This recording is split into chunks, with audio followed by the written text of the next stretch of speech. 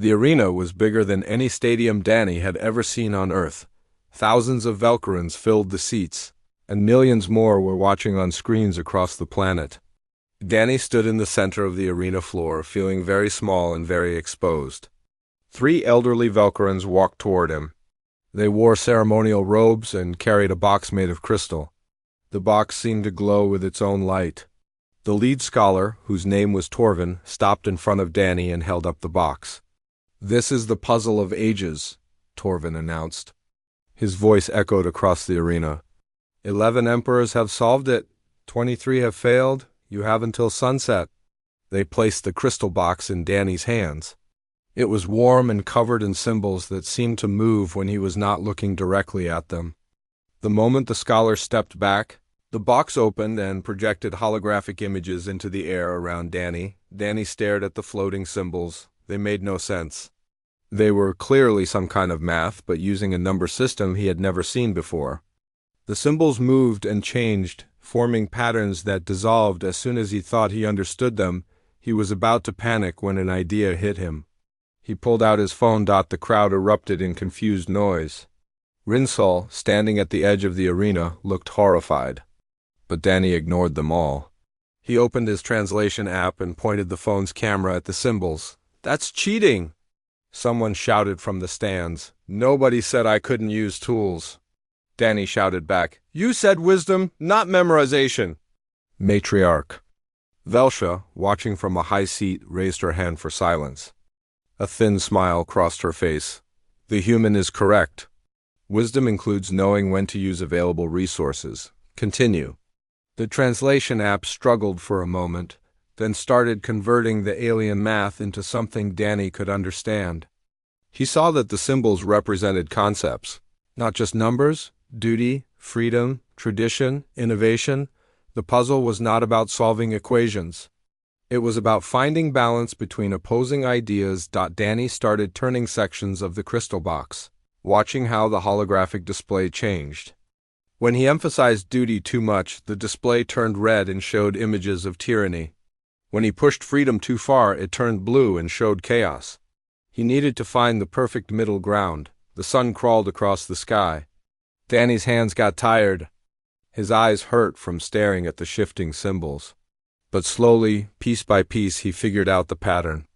Each concept needed to balance with its opposite: duty with freedom, tradition with innovation, strength with compassion. 3 hours before sunset, Danny made his final adjustment.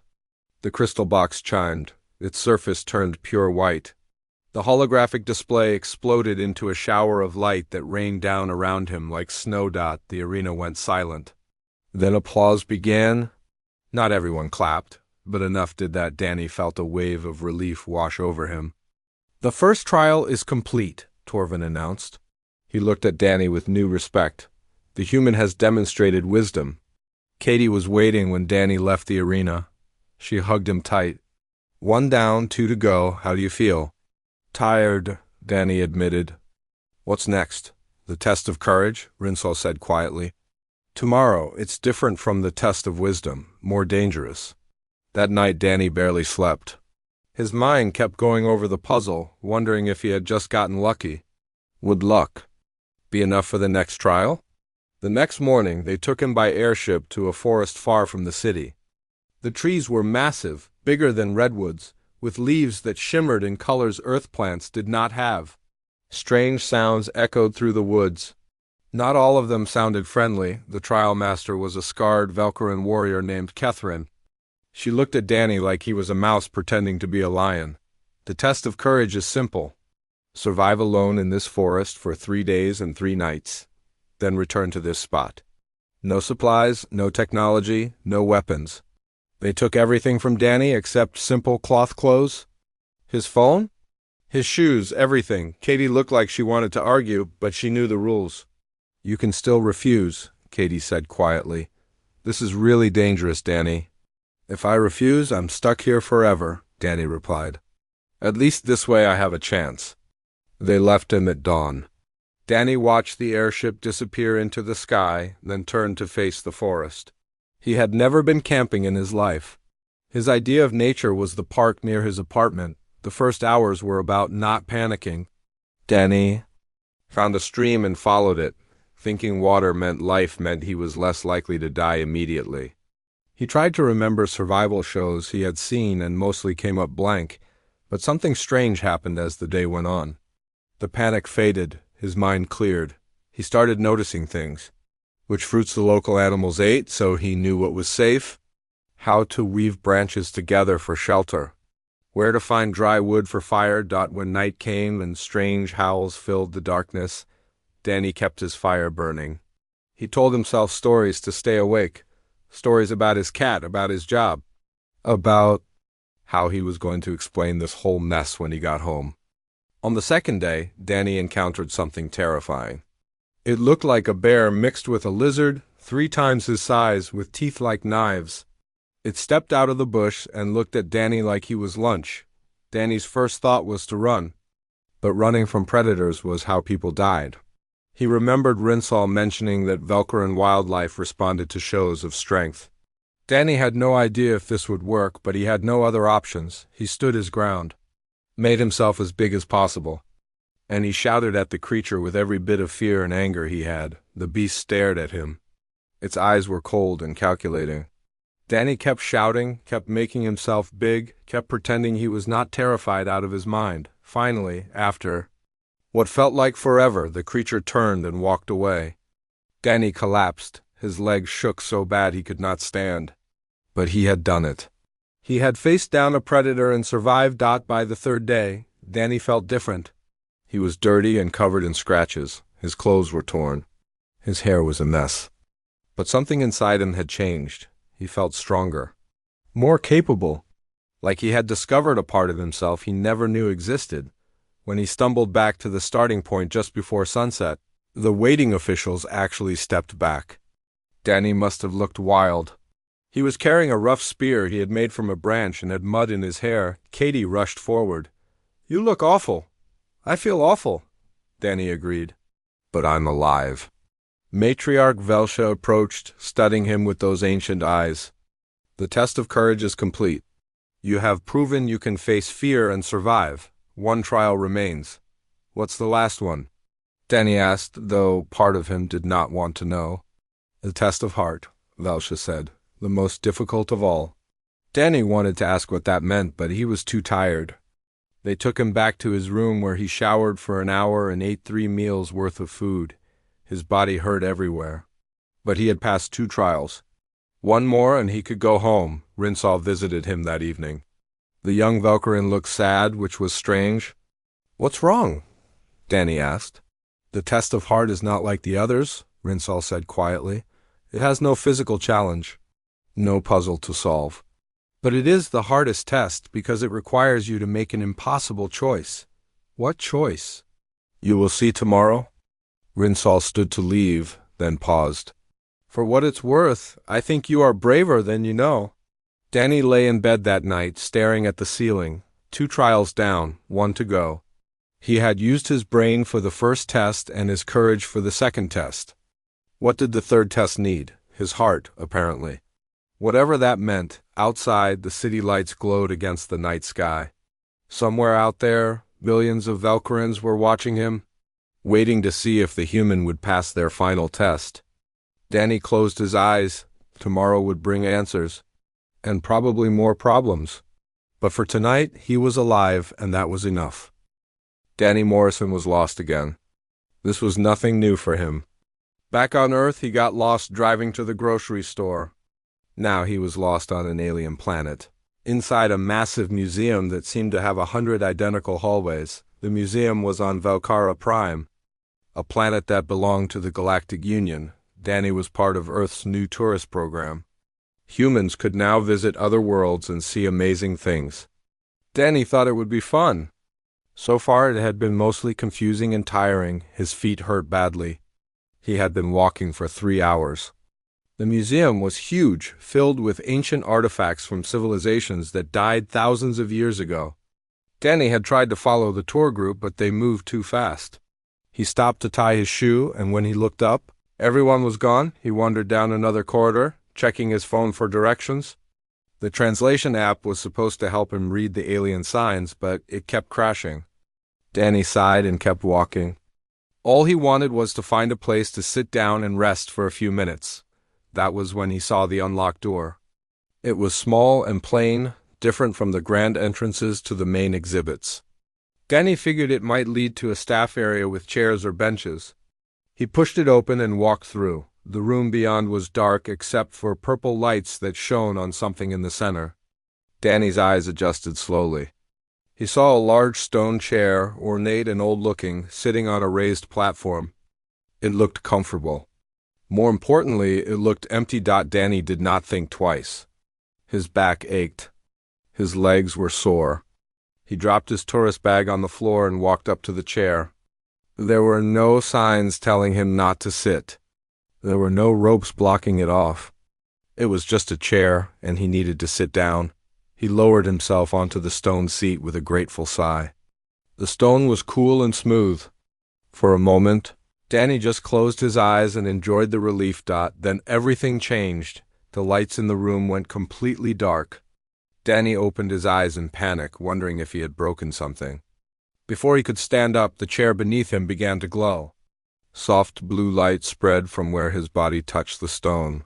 Racing along carved patterns he had not noticed before, strange symbols appeared on the armrests, glowing brighter and brighter.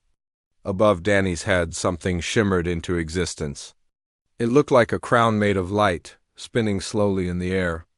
The entire room filled with a sound like thousands of tiny bells ringing in harmony. Danny tried to stand up, but his legs would not move. The chair held him gently but firmly in place. He was not hurt, but he definitely could not leave. Alarms started blaring throughout the museum. Loud and urgent, they echoed down every hallway.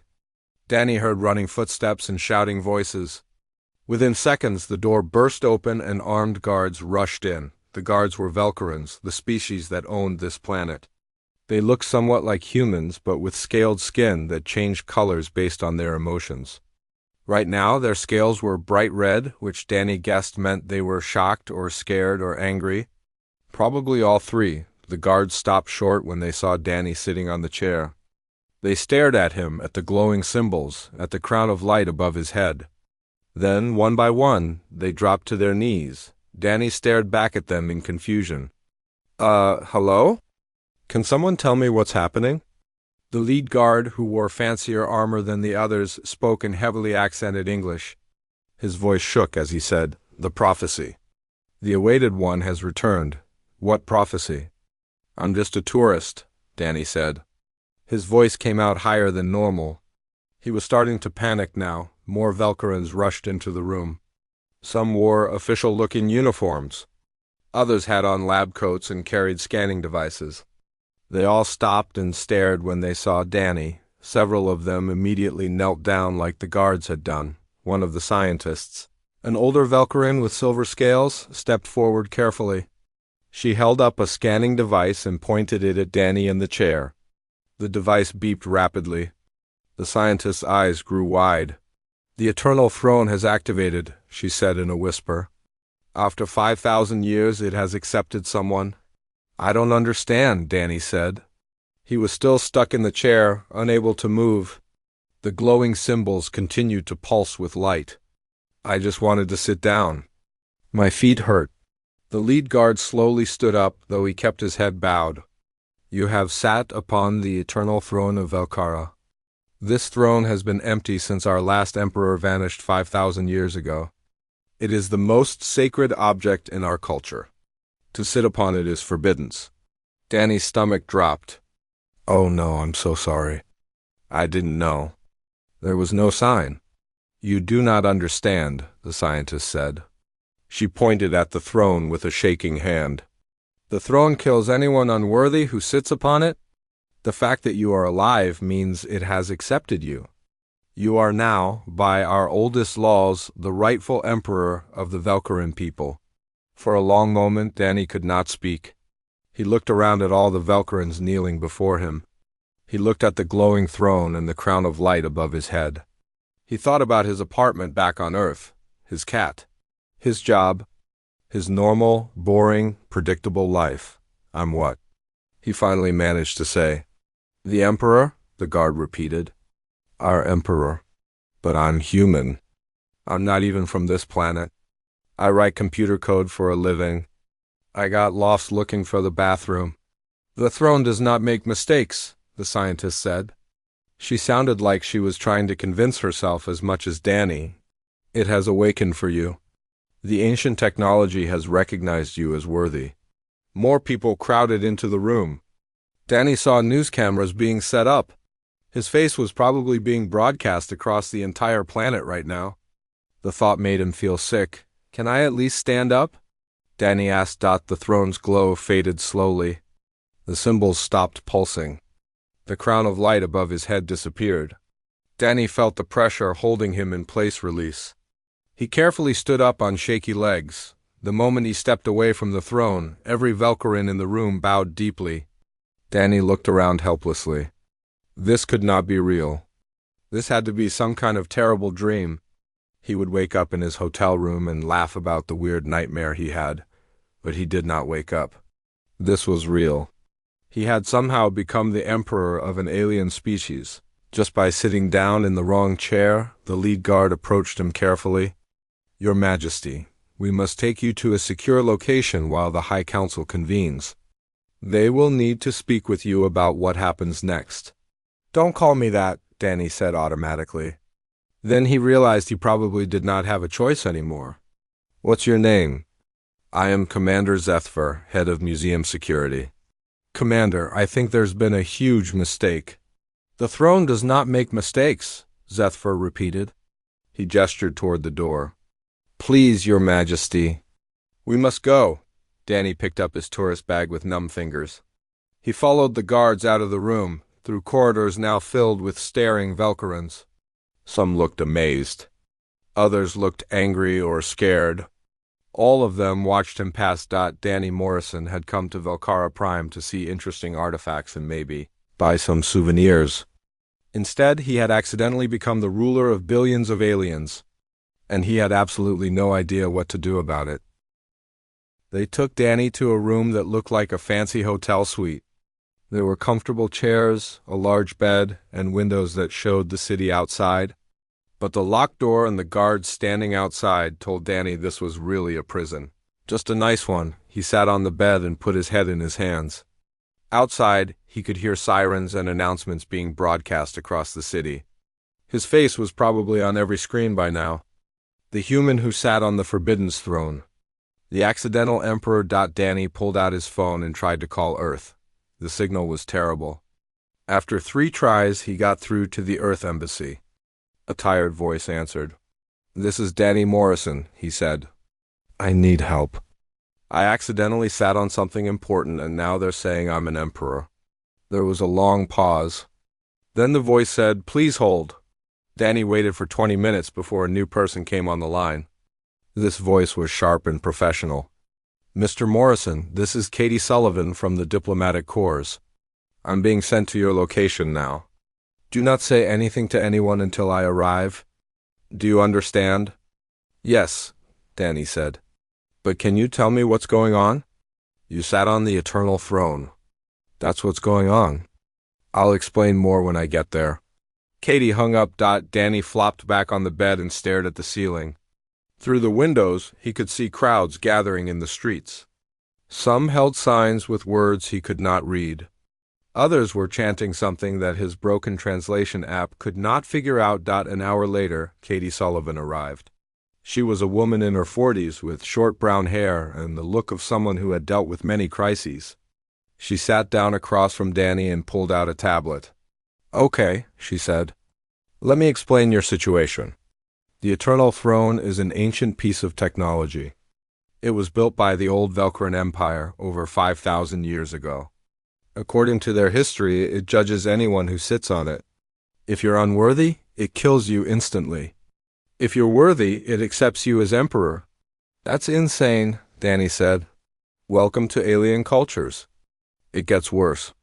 The throne is connected to old defense systems and ancient warships scattered across former Velcarin territory. When you sat down, you activated all of them. Right now, there are weapons platforms powering up that haven't been active in millennia. They're all waiting for orders from the Emperor. From you, Danny felt dizzy. But I don't want to be Emperor. Can't I just apologize and leave? Katie shook her head. Half the Velcarin population thinks you're their prophesied savior. The other half wants you dead for blasphemy. And Earth's government is currently having a panic attack trying to figure out what this means for human-alien relations. What do I do? The High Council wants to meet with you. They'll decide your fate. Katie paused. I should warn you. Some of them are really angry.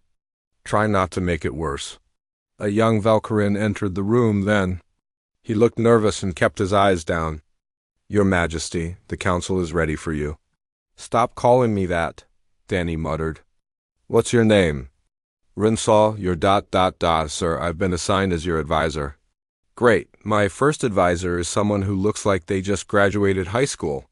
Danny stood up and immediately felt bad for snapping. Sorry, I'm just stressed. Rinsal gave him a small smile. I understand. This must be very strange for you. They walked through long hallways to the council chamber. Danny could feel people staring at him. Some Velcarins bowed as he passed. Others glared with obvious hatred. The scales on their skin rippled through different colors, showing their emotions. The council chamber was enormous. Hundreds of Velcarins sat in rows of seats that went up and up like a stadium. At the front, on a raised platform, sat the High Council members. An elderly Velcarin with deep purple scales sat in the center. She watched Danny with ancient, calculating eyes. Danny walked to the middle of the room with Katie and Rinsal on either side of him. The room went completely silent. Everyone was watching him. The elderly Velcarin spoke. Her voice was amplified to fill the chamber. I am Matriarch Velsha, head of the High Council. Human Danny Morrison, you have done something that should be impossible. The Eternal Throne has accepted you. This has not happened since Emperor Kethaner disappeared 5,000 years ago. I really didn't mean to, Danny said. His voice sounded small in the huge room. Intent does not matter. The throne has chosen. Some call this a miracle. Others call it a disaster. Velsha gestured around the room. What do you call it? A mistake, Danny said honestly. Nobody special. I write computer programs. I have a cat and an apartment on Earth. I'm not Emperor material. A younger counselor jumped to his feet. This is ridiculous. He's an alien. He knows nothing about our culture, our history, our laws. The throne must be broken. Another counselor stood up. The throne has been tested. It works perfectly. All ancient systems have activated. The fleet acknowledges his authority. Our laws say we must accept him. Our laws were written 5,000 years ago, which makes them sacred and unchangeable. The council erupted into arguing. Different groups shouted at each other in multiple languages. Danny stood in the middle of it all, feeling completely lost. This was his life now, apparently. Aliens arguing about whether he should rule them or die. Velsha raised her hand and the room slowly quieted. There's a solution. Danny Morrison will undergo the trials of worthiness. 3 tests that every Velcarin emperor must pass before coronation. If he succeeds, his right to rule is confirmed.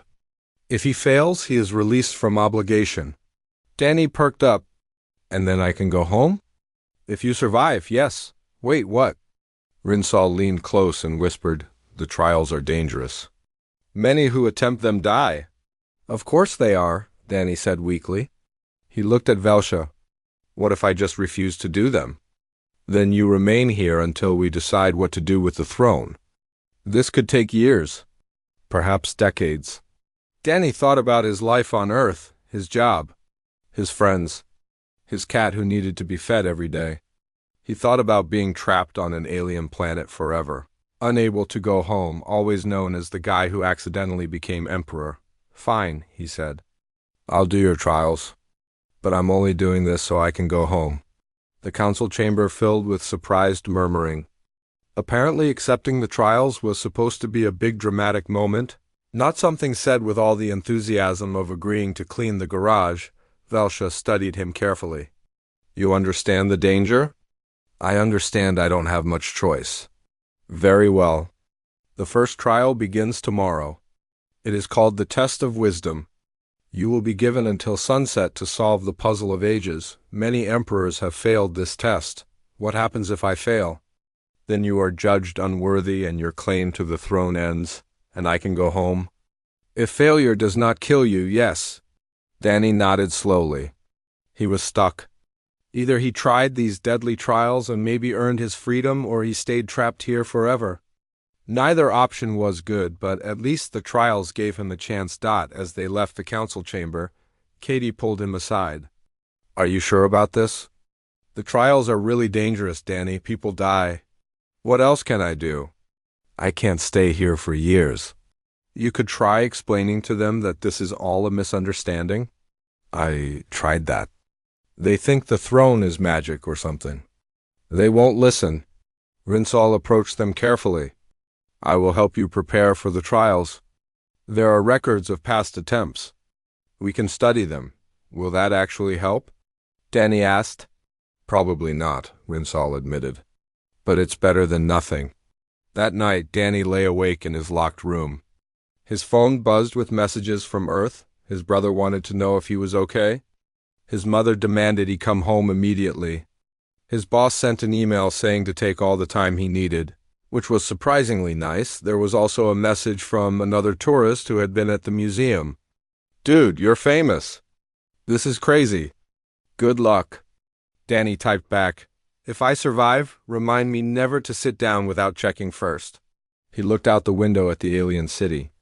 Somewhere out there, billions of Valkyrans were watching him, waiting to see if the human would pass their trials or die trying. Danny had never asked for any of this.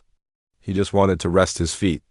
But now he was stuck in the biggest mess of his life, and the only way out was through 3 deadly tests. He closed his eyes and tried to sleep. Tomorrow would come too soon. They came for Danny early in the morning. Rinsal walked beside him through the quiet hallways, saying nothing.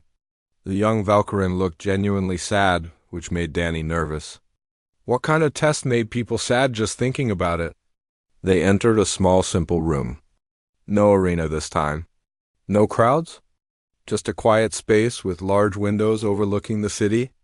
Matriarch Velsha was there with a few council members. Katie stood near the wall, looking worried. A small group of ordinary Valkyrans Danny had never seen before stood together near the windows. The test of heart has no physical challenge, Velsha began. No puzzle to solve. No wilderness to survive. Instead, you must listen. She gestured to the group of Valkyrans. These are citizens of our empire. They will tell you their stories. You must listen to all of them. Then you must make a choice. What choice? Danny asked. The choice of whether to accept the throne or refuse it. That is the test. Danny did not understand. But I've been saying I want to refuse it this whole time. Yes, but now you will understand what that choice means. The first Valkyran stepped forward. He was old, his scales faded to gray. His name was Peltier. He spoke slowly, his voice heavy with grief. My grandson was named Velkin. He was bright and kind. He wanted to be a teacher. 3 years ago, he died in a border conflict with the Kreth species. It was a stupid fight over mining rights. No one won. We lost 17 young people. The Kreth lost more. Peltier's eyes were wet. We have no emperor to speak for us. No one to unite our people and negotiate peace. The council argues and does nothing. So our children die in pointless conflicts. We need leadership. We need someone who will see these problems and care enough to fix them. Danny felt uncomfortable. He had not expected this. The old man stepped back, and a young female Valkyrian came forward. Her name was Carolyn. I teach on a colony world at the edge of our space, she said. We have no proper schools. No libraries. All the resources go to the central worlds while we are forgotten. My students are smart and eager to learn, but they have nothing. Old computers. Ancient books.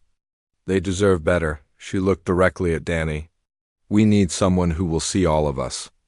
Not just the rich and powerful. Someone who will remember that the empire includes everyone. One by one they came forward. Each told their story.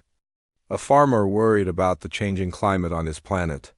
A scientist concerned about the old weapon systems that had activated and might malfunction. A merchant struggling under unfair trade rules.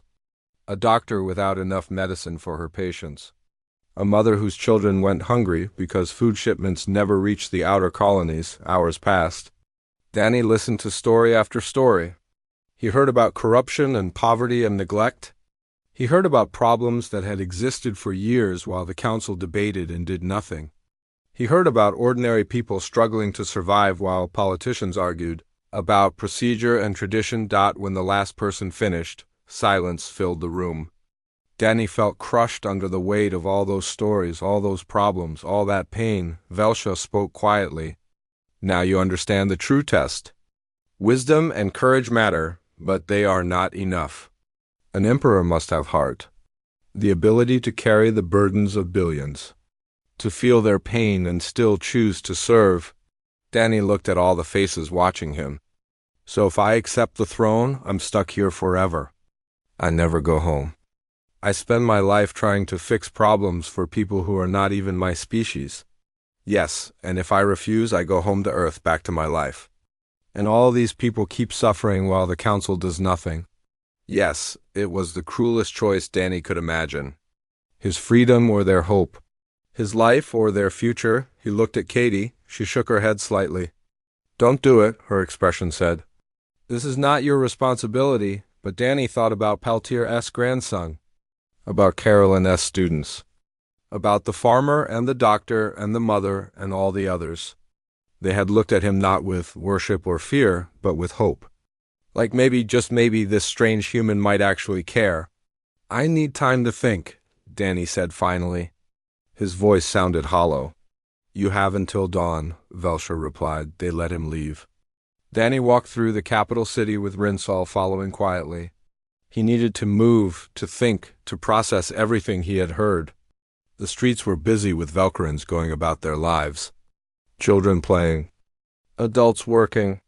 All of them unaware that a human tourist was deciding their future. Danny found himself back at the museum where this had all started.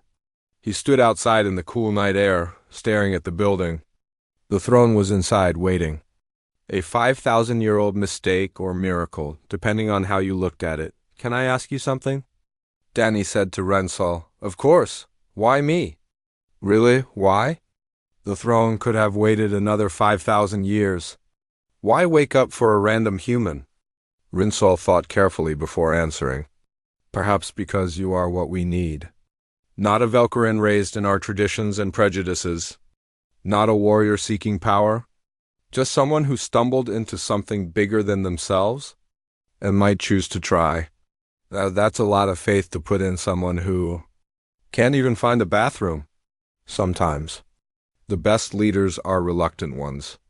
They serve not because they want power, but because they see people who need help. Danny laughed bitterly. You make it sound simple. It is not simple at all. It is the hardest choice anyone could make. They walked more. Danny watched the city.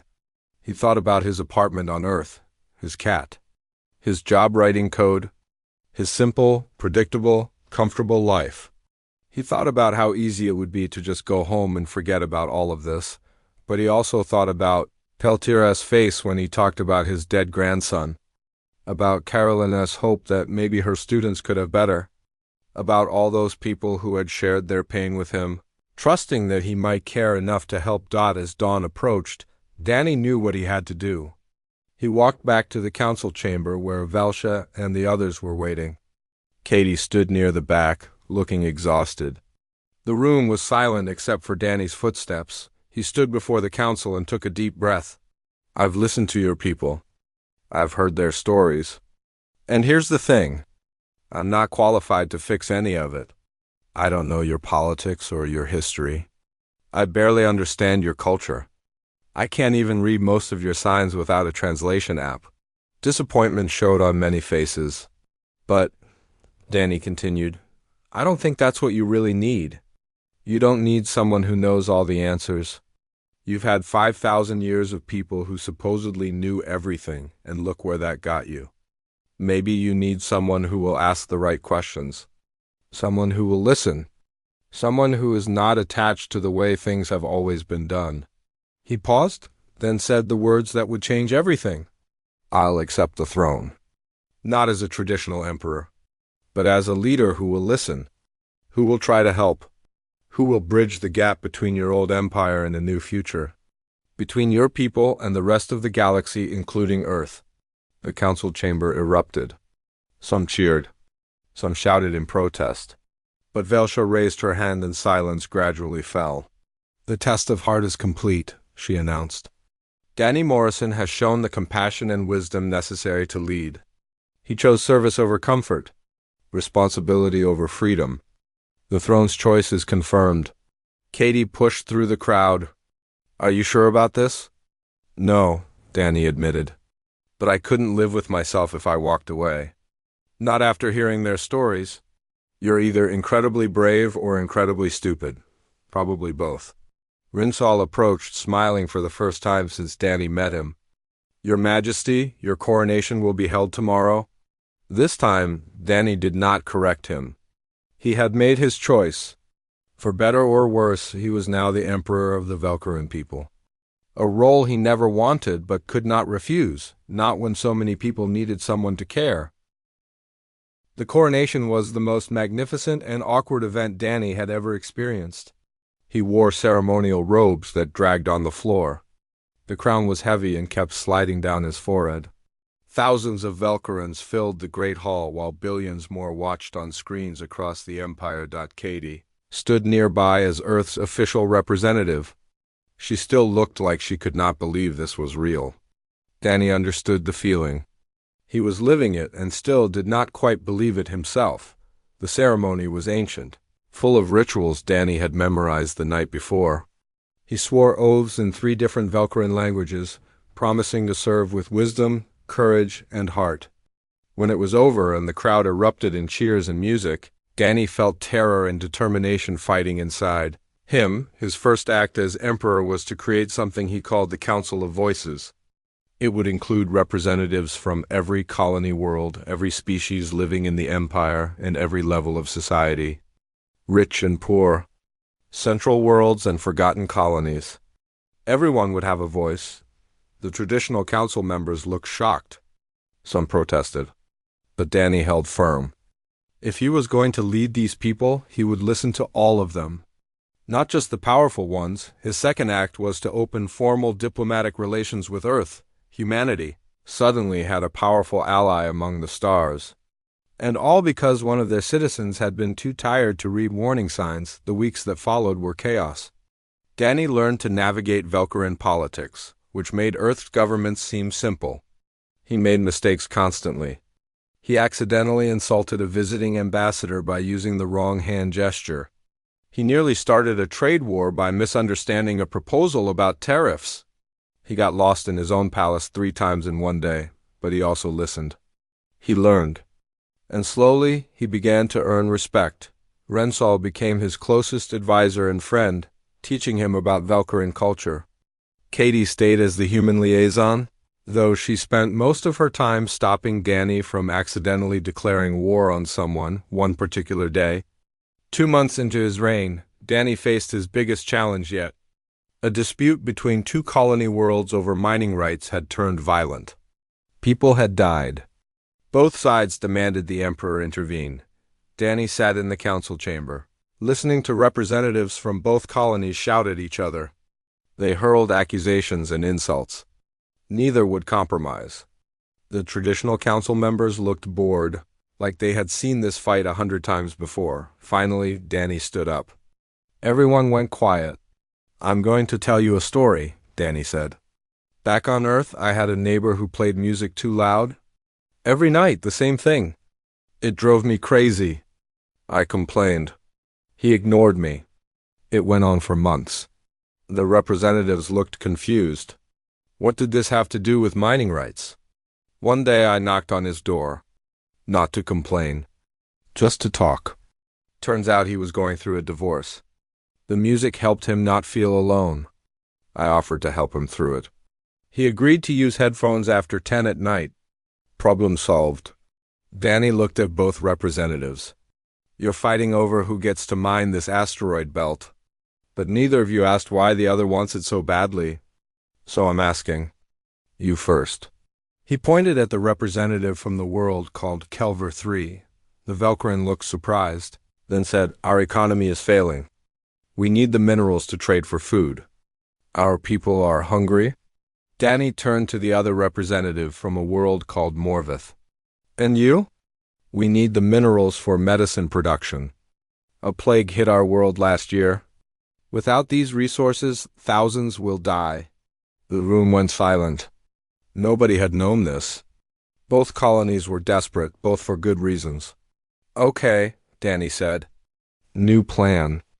Kelver 3 gets mining rights to half the belt. Morvith gets the other half. Earth will provide emergency food aid to Kelver 3 and medical supplies to Morvith until you're both stable. In exchange, you'll sell resources to Earth at fair prices. Both representatives stared at him. Then slowly they nodded. Deal, they said together. After the meeting, Velsha approached Danny. That was well done. You found a solution the Council has been unable to reach for months. I just asked questions, Danny said. Everyone was so busy fighting, nobody bothered to find out why. Perhaps that is what we needed.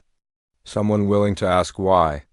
Danny's days fell into a routine, though no day was ever really routine. Morning meetings with advisors. Afternoon sessions with the Council of Voices, listening to problems from across the Empire. Evening study sessions where Rinsal taught him about Velcrin history and culture. He missed Earth. He missed his cat, though his brother sent regular videos showing that she was fine. He missed coffee the way humans made it. He missed knowing what he was doing, but he also felt something he had never felt before in his old life. Purpose. 6 months into his reign, Danny stood on his balcony looking out over the capital city. Rinsal found him there, as he often did when Danny needed to think. How are you feeling, Your Majesty? Rinsal asked. Still weird hearing that, Danny admitted. But better, I guess. We got the education funding bill passed today. That should help Carolyn S. students in the outer colonies. You remembered her name. I remember all their names. Everyone who spoke during the test of heart, I think about them every day. Rinsal smiled. That is what makes you a good emperor. Danny laughed. I'm still figuring out how to be any kind of emperor. But I'll tell you something. I miss my cat. I miss coffee. I miss my old life. But I don't regret this. Really? Really? For the first time in my life, I feel like I'm doing something that matters. I'm helping people. Not in some abstract way like writing code for a big company. Actually helping. Making real differences in real lives. Far above them, ships moved through the night sky, traveling between worlds. The Empire was changing. Slowly, but it was changing. Colony worlds were getting resources. The Council of Voices was giving ordinary people real power. Trade disputes were being solved through talking instead of fighting, and at the center of it all was Danny Morrison, the man who had just wanted to sit down and rest his feet. The man who became emperor by accident and decided to stay because he cared too much to leave. News of the human emperor spread across the galaxy. Other species watched with interest. Earth beamed with pride over their accidental diplomat. And Danny just kept doing his job, one day at a time, learning as he went. He made a rule for himself. Every week he would meet with ordinary citizens. Not politicians or officials, but regular people. He would listen to their problems and try to help. Sometimes he could fix things. Sometimes he could not. But at least people knew someone was listening. One day, a young Velcrin brought him a petition signed by thousands of citizens from the outer colonies. They wanted better transportation between worlds. Danny read the petition, met with the people who wrote it, and within a month, new transport routes were established. Another time, a group of scientists came to him worried about the ancient weapon systems. Danny did not know anything about ancient alien technology, but he knew people who did. He brought together the best minds from multiple worlds, and they figured out how to safely deactivate the dangerous systems. Katie visited him often. She had become Earth's permanent ambassador to the Velcaran Empire. One evening, they sat together on the balcony sharing a bottle of actual Earth wine she had smuggled in. "Your mother says hello," Katie said. "She also says you need to call more often." "I know. It's just hard with the time difference. And the whole being emperor thing. How are you really doing, Danny?" Danny thought about it. "Honestly? Some days I feel like I have no idea what I'm doing. I make mistakes all the time. But other days I see real changes happening. People getting help who never had it before. Problems getting solved. And I think maybe the throne knew what it was doing after all." "Do you ever regret it?" "Every time I see a picture of my cat," Danny said with a smile. "But no, not really. This is where I need to be." A year after Danny sat on the throne, the Empire held its first democratic elections for the Council of Voices. Representatives were chosen by the people, not appointed by the powerful. It was a historic change, and it was Danny's idea, some traditional council members complained. This was not how things were done. But Danny pointed out that things had been done the old way for 5,000 years. And look where that got them. The elections were a success. The new Council of Voices included farmers and teachers and doctors and mechanics. Real people who understood what ordinary citizens needed. Danny attended the first session of the new council and gave a speech. He told them about being a tourist who just wanted to sit down, about sitting on a throne by accident, about learning that leadership was not about having all the answers, but about asking the right questions and listening to the answers. "I never wanted to be emperor," he said, "but I'm glad I am. Because you, all of you, have taught me what it means to serve, to care about people beyond yourself, to work for something bigger than your own comfort. That's what this empire should be about. Not power or glory, but service." The council gave him a standing ovation. Even the representatives who had opposed him clapped. Because in 1 year, Danny had proven that sometimes the best person to lead is the one who never wanted the job in the first place. That night, Danny video called his mother on Earth. She cried when she